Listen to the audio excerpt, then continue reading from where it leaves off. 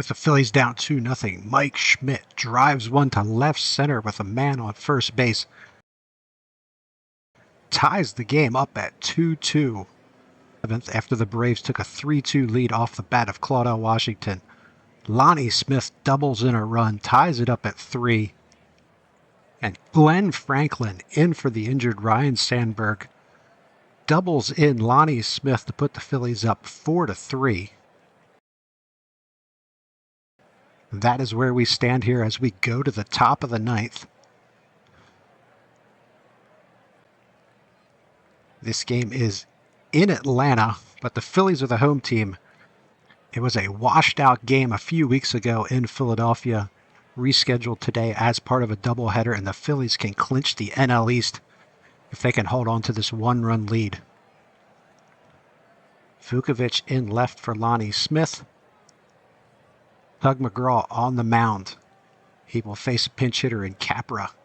Claudell Washington and Chris Chambliss due up to follow.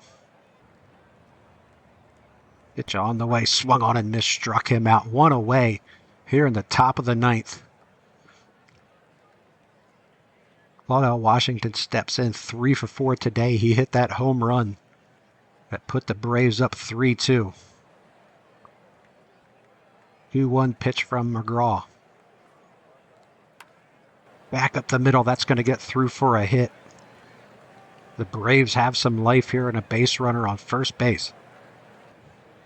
Chris Chambliss 1 for 4 with an RBI. 1-1 pitch. Ground ball, Franco's got it. He goes to second for 1. No relay. 2 outs now here in the top of the 9th. Otis Nixon steps in. He will hit from the right side of the plate against the lefty McGraw.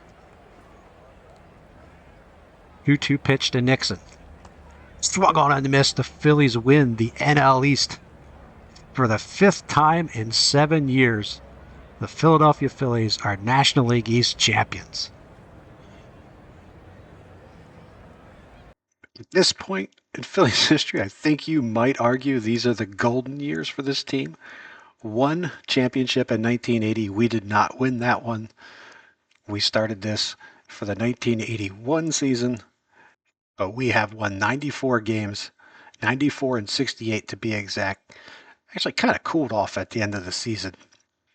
Had a great start to the season, jumped way out, and managed to hold on to that lead. Montreal got within 5 games, but they couldn't get any closer than that. Start by taking a look at the team individually here.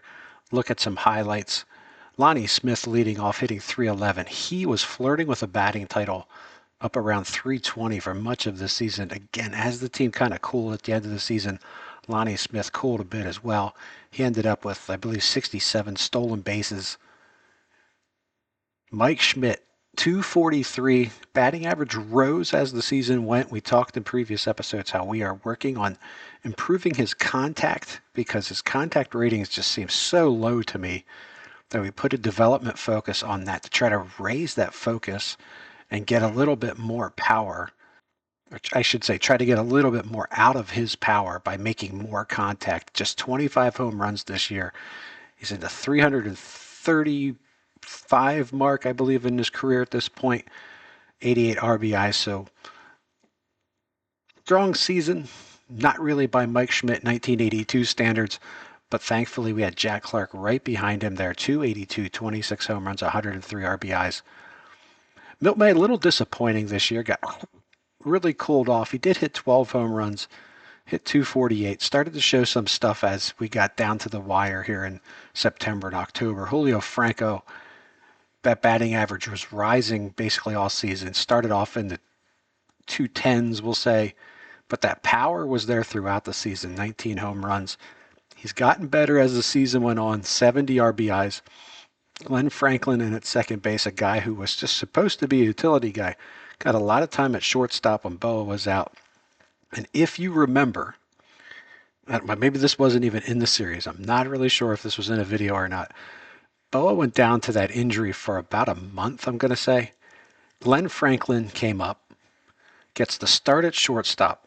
And the thinking is this guy can play the defense. Can he just give us enough at the plate to get us by till Boa gets back. He makes 3 errors in his very first game at shortstop after Boa gets hurt. I nearly sent him back down. I didn't. Kept him on. He ends up 248, 3 home runs, 30 RBIs. It's not crazy impressive, but when you realize that in that clinching highlight that you just watched at the beginning of this video, it was Glenn Franklin who drove in the game-winning run and clinched the division. And so what a story as a guy who makes 3 errors in his first game, makes the turnaround, has a, we'll say, solid offensive season for a person who's supposed to be a utility guy, and drives in the biggest hit, the biggest run of the season. So Glenn Franklin, I think we'll have to say a successful season, a successful turnaround for him. Larry Boa at shortstop, 250, not bad. 3 home runs, 34 RBIs. He did miss some time, as I said. Played a solid shortstop all year. And if we get that kind of offense out of him for the next couple seasons as he gets near retirement, we will be very happy with that. The one player we're not talking about right now is Ryne Sandberg. We'll talk about him when we talk about the playoff rosters. Steve Carlton, 18-6, led the pitching staff, one of the top pitchers in baseball, earned run average of just over 3. A little high, I think, to be considered for the Cy Young, but we'll see. He's got 18 wins, 6 losses, so that 18 wins should carry some weight for him. Larry Christensen, 16-9, 3.31. Very, very good season for him. Ruthven, good at times, a little inconsistent, 15-7, a 4.01 ERA. Hoping that he gets a little hot in the playoffs, as it'll be Carlton, Christensen, and Ruthven will be our main 3 starters. Bystrom and Perez, the 4 and 5 starters, very likely in the bullpen, at least in the 5-game series. Bystrom pitched that 8-inning no-hitter, completed by Joe Price out of the bullpen. He had some great starts, not so great starts at times. Pascual Perez, inconsistent, but got better down the stretch. He's a young pitcher that we're hoping takes one of these, maybe the 3rd spot in this rotation for a few seasons. Tugger, 33 saves, had 35 last year, so 68 saves in the last 2 seasons for a man who I believe is 38. Yes, 38-year-old relief pitcher. Probably not our closer next year, but we'll get to that later. Price, 3.21. Very good. Potential closer next year. Kent DeCalvey picked up around the trade deadline. 2.44 ERA on this season. Another guy who could possibly be the closer next year. Anderson, solid season, 3.50. 5 wins, 2 losses, I would say. 7th inning guy. Don't know if I quite trust him in the 8th or 9th yet, but solid there. Dickie Knowles will not be on the playoff roster. Guy Hoffman will be the Rule 5 pickup at the beginning of the season, 2-1, 3.45 on the season. Ed Farmer threw some good innings late September and October.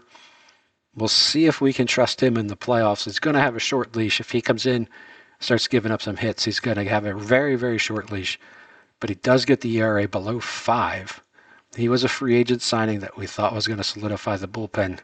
It did not work out, but if he gets hot in the playoffs, man, all things will be forgotten. Here is how the season ended. We'll take a look at the National League first. Phillies end up 5 games over the Montreal Expos. Expos 89-73. Cut it down from what was probably at one point an over 10-game lead. They did make it interesting.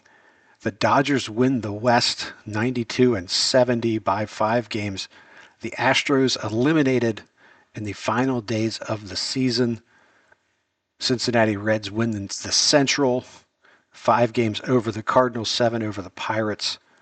So Montreal is your wild card. Again, we've added the wild card to the 1982 season. It will be just one team. It'll be the Expos in the National League.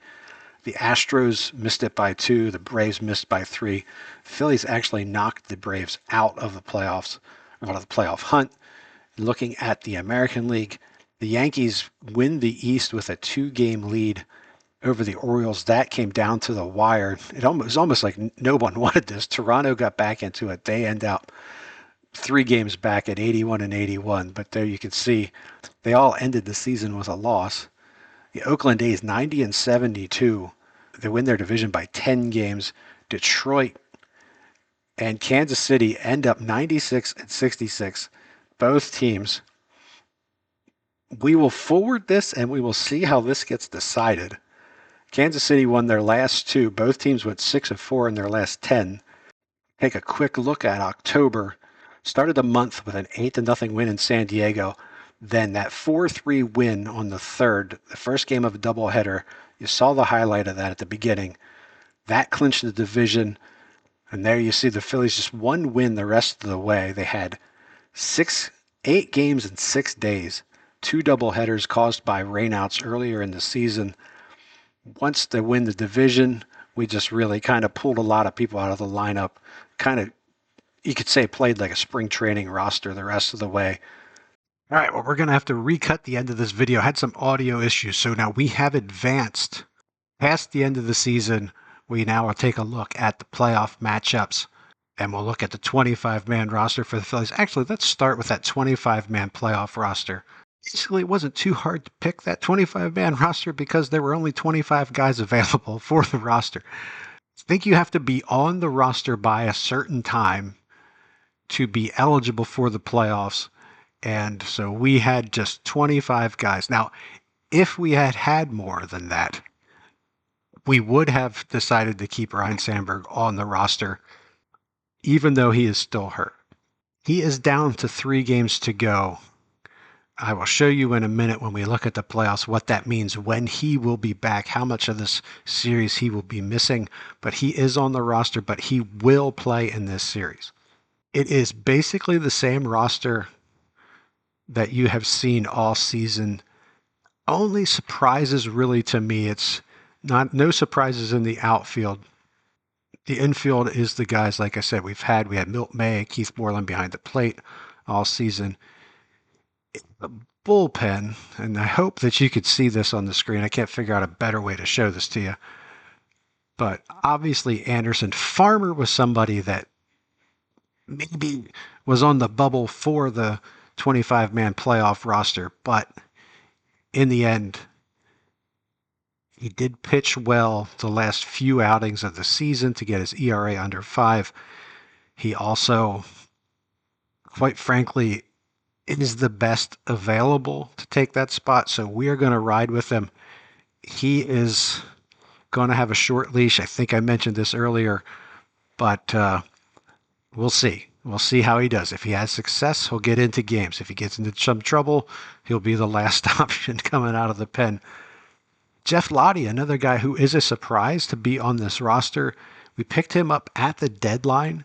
He is someone that I really had more in mind for the future. Just 26 years old, but with some potential. He's thrown the ball well overall since we picked him up that last month or so of the season. So he'll be in there as well. Beyond that, no real surprises. Let's take a look here at the pitching staff. We still have it set to a 5-man roster, or a 5-man rotation. So when we look at the matchups, they're going to be a little off because we're not going to go with a 5-man roster. I'm not going to switch it now because I want to look at the schedule and figure out exactly when everyone will be properly rested to get back in. But obviously the goal is to throw Steve Carlton as many games as we can through the playoffs. All right, so here we go. Wild card round 1982. Did not have a wild card. I've said this a million times. We've added it to this to make things more interesting, make the series more fun.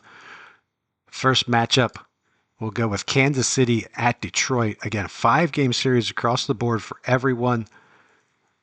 Kansas City and Detroit battled it out for that title, or for the division title. Detroit wins it 97-66. Kansas City 96-67. So they will be facing each other for 5 games. That should be a great series. The Yankees and the Athletics. Yankees 84 wins. They did win the AL East. I would think Oakland is the big favorite in this one.